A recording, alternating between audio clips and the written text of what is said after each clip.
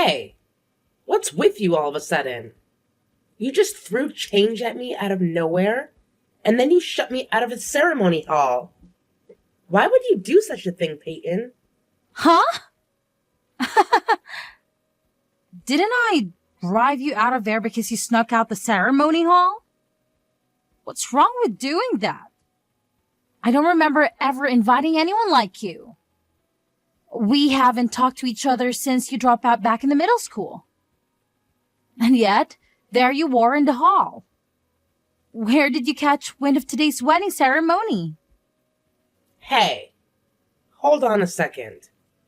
I was definitely invited to today's wedding ceremony. I was able to enter the hall because I received an invitation signed by the two of you. I even showed the invitation card to the wedding receptionist. What?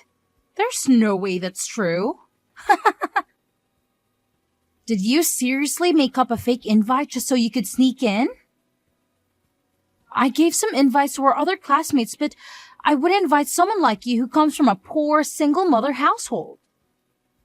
But I guess you must have just enough money to be able to hire someone to do a decent job foraging one. You're so persistent that it's seriously starting to get on my nerves. I bet that you thought you could easily sneak in if you mix yourself and the other classmates from middle school.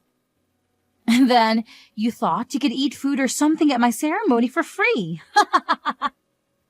That's not true. There's no way I would do something like that. I really was invited to the wedding today. Ah, or did you think this would be a good opportunity for you to reconcile things between us if I was in a good mood? Pathetic. I wonder if you just stopped by to apologize to us. You could say, I'm so sorry for hiding the fact that I came from a poor single mother household back in middle school. Not that I would have listened to you anyway. Just cut it out already. You haven't changed a bit since middle school. You're so dead set on saying that I'm poor, all because my mom was a single mom. I thought your sense of worth would have changed after you had grown up, but it seems like you haven't grown up at all. The only thing that you eat every day is super cheap frozen food or canned soup from food drives. And you're so poor that you can't buy new clothes when your clothes get all battered up. So, get the hell out of here and just go back home already. Or rather, I'll bless you with some change so you can pick it up the miserable lowlife that you are and then you can go back home. We don't need a fatherless bottom feeder at our beautiful classy wedding. The lowlives of society need to stay in the sewers where they belong. Are you really sure I should go back? Of course. I'm sure you dumb idiot. Just get the hell of my sight already. Your very presence here is enough to soil our wedding. Don't ever show your face in front of me ever again. Or I'll call the security guards to kick you out.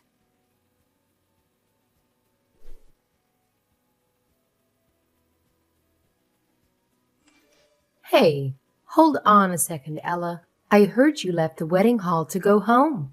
Why are you going back home when the ceremony is just about to start now?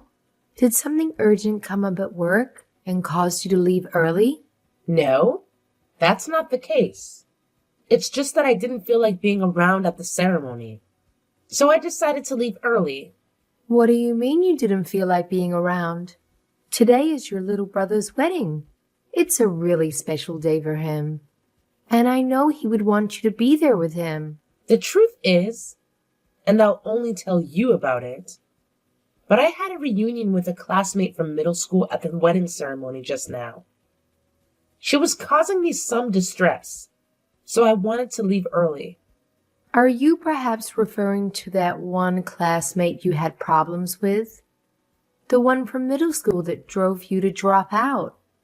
I had no idea someone like her would be here today. That's right. I never thought I would meet them again here, of all places. I didn't think she would be working here at the ceremony hall. That's not the case, Mom. It's not that she is working at the ceremony. It just so happens that the one who drove me to drop out of school is actually the bride. Huh? What did you just say? I just couldn't bring myself to go to school anymore because of her constantly tormenting me for having a single mother as a mom. Even my best friend at the time started getting brainwashed by her band of mean girls and started calling me poor and making fun of you. She told me one day, "It's so rude of you to hide your poverty from me and still try to act like we're friends." At that point, she got the kids from the group that I used to hang out with to drop me entirely. They all started ignoring me, and I started feeling like I was going to throw up all the time. I feel like I could hear them saying things about me even when they weren't. You're saying that Jasper's fiancé was among that group? How is that possible? Yeah. She was the leader of the group. Like the queen bee, you know? Is that true? Our families were so busy at work that we couldn't meet face to face. But I had no idea that the bride was Peyton of all people. I don't really want to deal with her or cause any more trouble at the wedding. So with that, I'm going back home today. I don't want to hang out with Peyton and her friends. But if she's getting married to Jasper, then it can't be helped. From now, I'm going to think about how I'm going to get along with her. You know, when I get back home. No way. I can't believe it. I thought Jasper would also be happy to be able to marry such a nice girl like her. I thought she would be the one to make him happy. Please don't say anything to Jasper. It's not like I want to be opposed to their marriage or anything. I just want him to be happy. Well then, I'll see you later.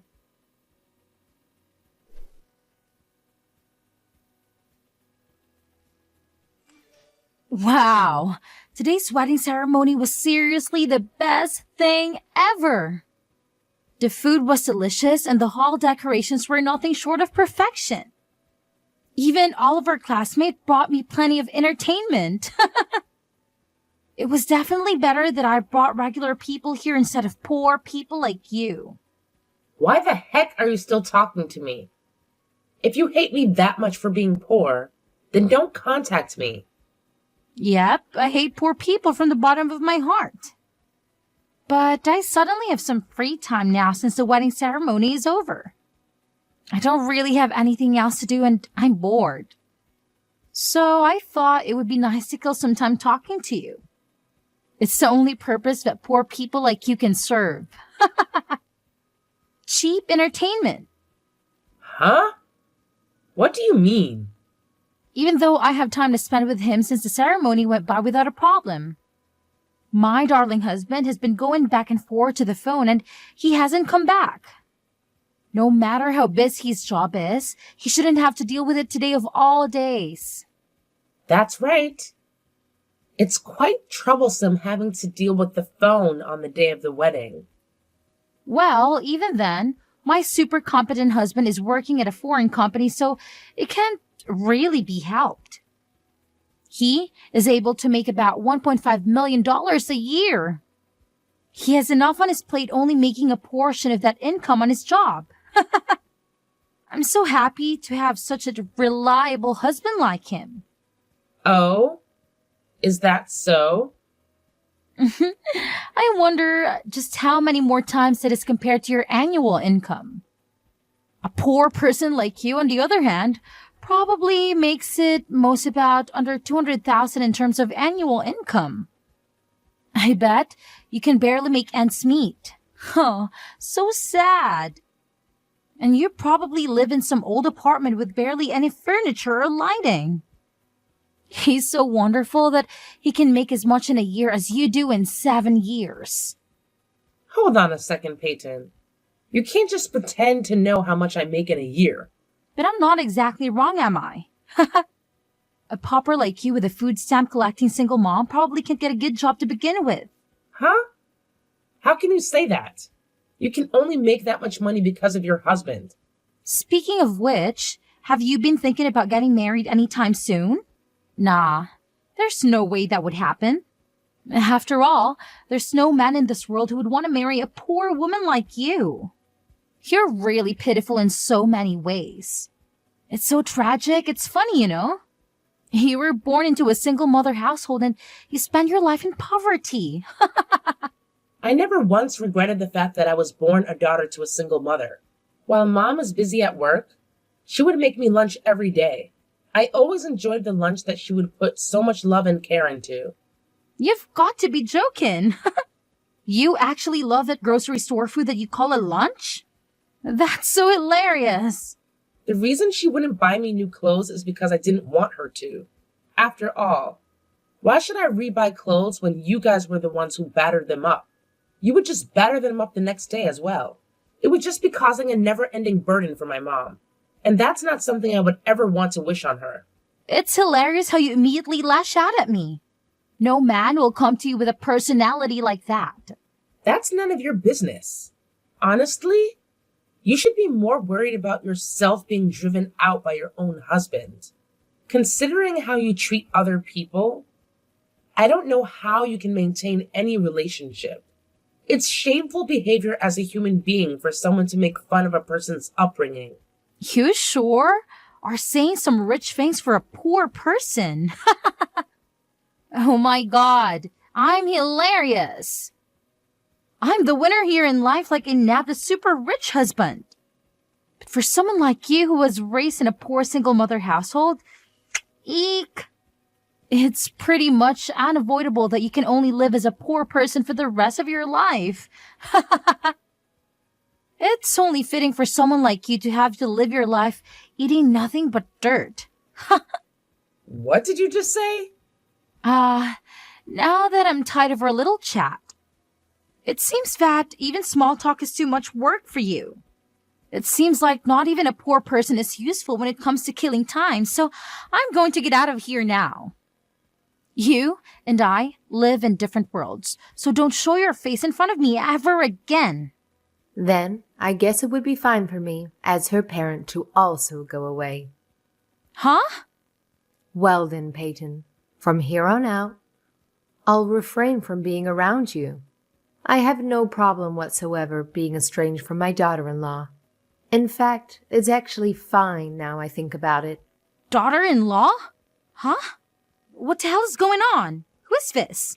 We were just with each other a moment ago, back at the wedding ceremony, Peyton. I'm Sabrina, the mother of Ella, as well as the mother of your husband, Jasper. Huh? Sabrina, is that you? Yes, that is what I just said. My daughter, Ella. She just told me it's not like I'm opposed to the wedding. I'm just going to keep my distance. The poor thing. I'm going to respect your decision regarding this matter, so I thought I would also take your feelings into account as well. After all, there's no reason for you to say something that horrible to us, right? And if you don't want to be with us that much, then we won't talk to you at all. What's going on? So you think someone from a single-parent household is a poor person? And that it's only fitting for them to live a life eating nothing but dirt? How dare you say something like that? Do you have any idea what it takes to go through a divorce and raise 2 children on your own? No, you don't. Hey, hold on. Let's pause for a second. What the hell is going on? You're Ella's mother? How is this possible? What's not possible? Ella and I are both clearly mother and daughter. She looks exactly like me when I was her age. I don't know what is so hard for you to understand. But Ella is from a single mother household, right? We've been together since elementary school, but I've never heard anything about a little brother.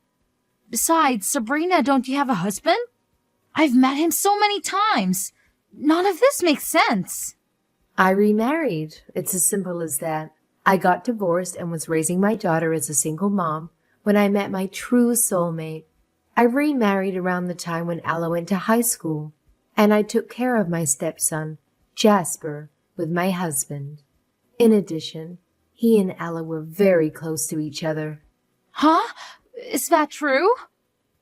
But then, that means...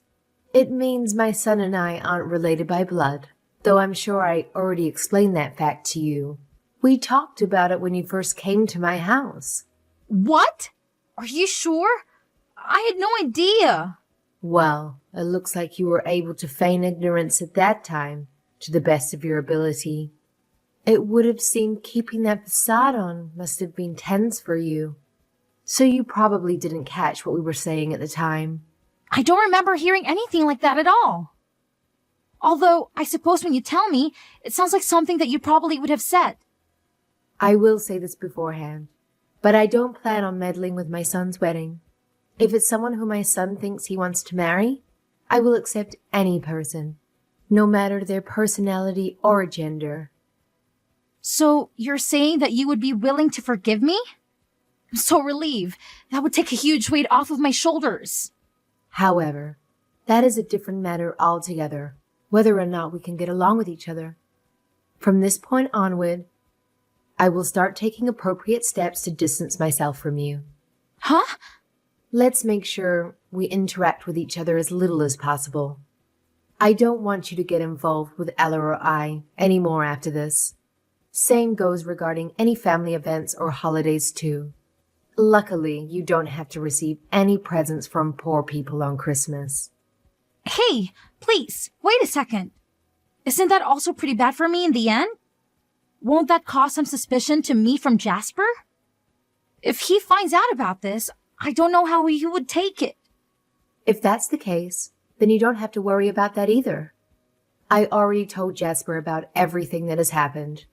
What? You didn't? I just talked with him over the phone before. I explained the whole situation to him. So you can take it up with him regarding these matters after this. No, this is not happening. Are you kidding me? Wait a minute. You told my husband everything that happened? Wait, so what did he say? Please tell me this is all a big mistake. What can I possibly say to him now? What should I do? Whatever he has to say to you is none of my business.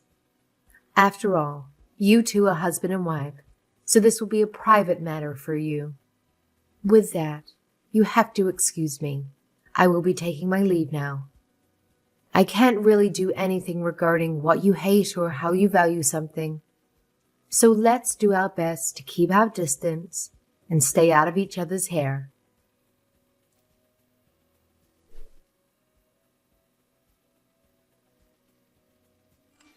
What have you done to me? Because of you guys, my husband told me he needs some time to think before handing the marriage certificate. Now, my future with him is in jeopardy. Huh? Jasper said that? He hasn't told me anything. He told me he thought it was vile what I did to his sister all those years ago. That Ella was miserable and anyone who could do that to someone was a horrible human being. And making fun of single moms. He told me who the hell was I to judge someone. I don't know what happened. I have no right to judge. Not to mention he was raised by a single father. I'm so stupid. He told me he doesn't think he loves me anymore. That he can't look at me the same way since knowing all this. Speaking of which, he seems to have had some troublesome memories pop back up as well. He was teased for having a single father for a dad. He had to live with relatives because of Dad's job. He won't listen to anything that I have to say. He just called me a liar when I said I wasn't making fun of him being from a single father household at all. And then he told me he can trust me ever again. Well, that's what happens. Even though he had a wedding ceremony, the next day he said it wouldn't be possible for me to be put in the family registry. Hey, I'm begging you, Ella. Come over here right away. I need your help. You need to somehow persuade your younger brother to change his mind. Persuade? So that he can somehow marry you? I'm obviously talking about that. He'll only listen to his precious sister. I won't allow us to get separated by any means possible. Our relationship falling apart, even though we just had a wedding ceremony, would make me a laughingstock for the rest of my life. So please, come here right now and cover for me. It's not as easy as you make it seem to be. My brother has quite the stubborn personality, you know. Oh, that schoolyard heckling made him tough. So even if I said something, it would likely do little to change the situation. That's right. I've seen how he is when he sets his mind on something. It's difficult to get him to change his mind. That's why you and I are going to make up for Jasper's sake. Huh? I mean, it was only during middle school when we weren't getting along, so, You can say that actually, we already made up a long time ago and now we're super besties. That's why he should hear it from your mouth. After we make up, I'll say that I will never make fun of you again for anything ever. Especially anything to do with your background. No way. I would never lie to my beloved little brother like that. Besides, even if you do that, my mom will retaliate on my behalf. There isn't really any point in me lying to try to persuade him. The only thing you can do is try to persuade him all by yourself. That's impossible. Don't you know that he's already started packing up to move to a new home? He's dead set on breaking up with me and leaving the house. How can I possibly persuade him in a situation like this? How should I know? I'm relying on you for this, so listen to what I have to say. If you don't, I'll make you drop out again. What? Someone like you comes from a poor single mother household. No matter what, you'll be working for a small and poor company, right? So I let it slip in your workplace that you were raised by a single mother. I will say that you are a former shut-in that's not fit to work in society. Are you seriously trying to threaten me with that? What? I'm being serious. I'll figure out where you work and spill the beans on everything that happened in your life. If I do that, then you will definitely relapse back into a shut-in just like back in middle school. Huh. Or rather, you will be in a shut-in deadbeat, which would be even worse than before. If you don't want that to happen, then you better listen to what I have to say. Go ahead and do whatever you want to. I wouldn't close my shop even if you tell all my customers about my family history. It's not even a secret. Thanks to being self-employed, that in and of itself has steeled my mental state as well. None of your harassment will have any effect on me anymore. You're self-employed? You're the head of the company all by yourself despite being a poor person? No way. It's more of a restaurant rather than a company. I own and operate a restaurant. That's so hilarious. For someone like you who ate frozen lunches every day to be running a restaurant now? There's no way a charity case like you could hire a chef for a restaurant. I'll bet that everything on the menu is all just frozen food from the supermarket. It probably tastes bland as hell. Go ahead and make fun of me. I have a 5-star rating for my restaurant. Thanks to that, I have a constant flow of customers coming in and several weeks' worth of reservations. Having a job that I like allows me to live well and free of stress. I can afford a nice place to live at, I can eat good food, and I have money left over to entertain myself as well. Now I live happily every day. Are you kidding me? A bottom feeder like you has a 5-star rating? Was all that food at the wedding ceremony yesterday delicious? What are you going on all about all of a sudden? It was my wedding, of course, if all the food at the wedding ceremony was delicious. Was it to you? I was the one who made all of that. I'm glad that a person of such low economic standing was able to make cooking that was suited to your tastes. What did you just say? My staff brought the ingredients the day before so we could prepare on the day of the wedding. But it looks like there was no need for me to get so hyped up with the cooking after all. It would have been just fine for me to bring out the frozen food that you recommended. Wait a minute. Are you kidding me? You were doing that at my wedding? But you were the one who brought out all the food at the wedding? Me, my parents, my friends, and everyone else thought the food was delicious. I went to great pains preparing all of that food for the wedding ceremony. But I didn't think the wedding itself would be such a disaster. But I'm sure you're really glad now that you don't have to have a poor person be your sister-in-law. Well then, congratulations on the wedding getting aborted. I have some ingredients to prepare for my restaurant, so I'll take my leave now.